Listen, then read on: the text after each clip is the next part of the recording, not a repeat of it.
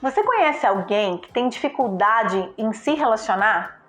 Que até encontra algumas pessoas, mas que não dura, que não dá certo? Essa pessoa pode estar passando pela síndrome da Cinderela.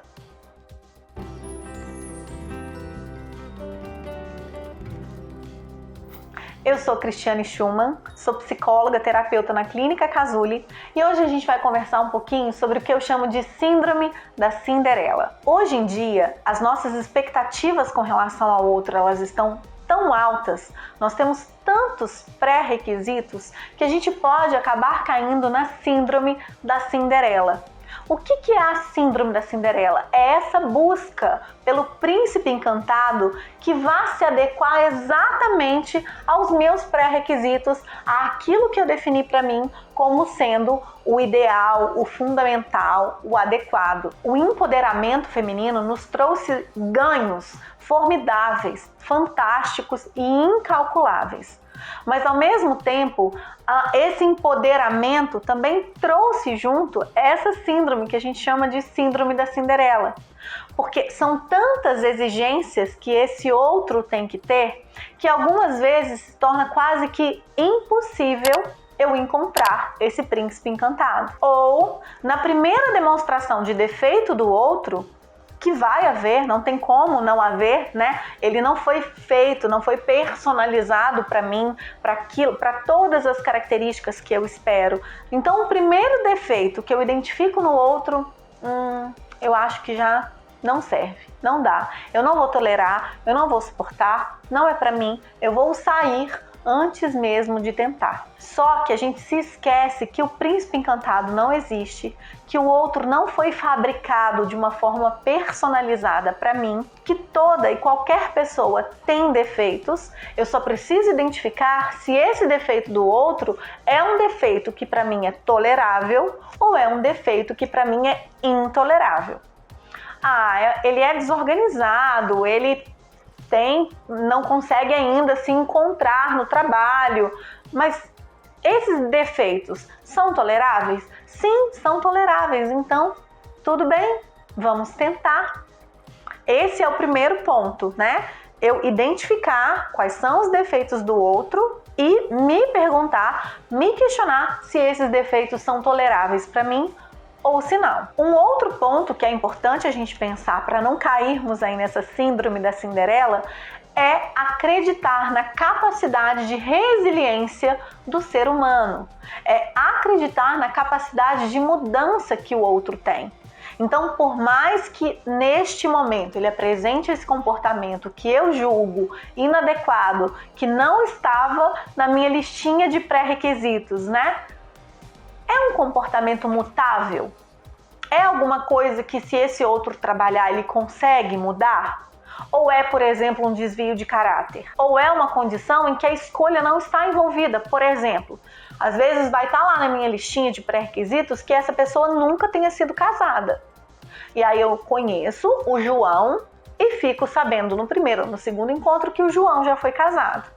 Num primeiro momento, para aquelas pessoas que têm a síndrome da Cinderela, pronto, o João já está fora porque ele não se encaixa em todos os meus pré-requisitos. O João já ter sido casado é um defeito tolerável para mim?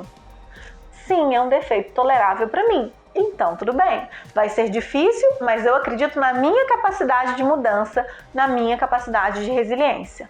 Ou, não, o João ter sido casado é um defeito não tolerável para mim. É uma circunstância que o João pode mudar? Também não. Não é uma circunstância que dependa da vontade ou do empenho do João.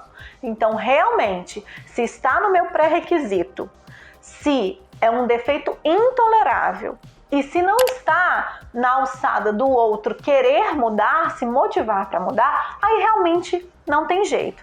Mas, se é tolerável, ou seja, se eu posso ser resiliente, se é um defeito tolerável, se o outro consegue mudar, por exemplo, o hábito de fumar, tá? Vamos dar só um exemplo aqui.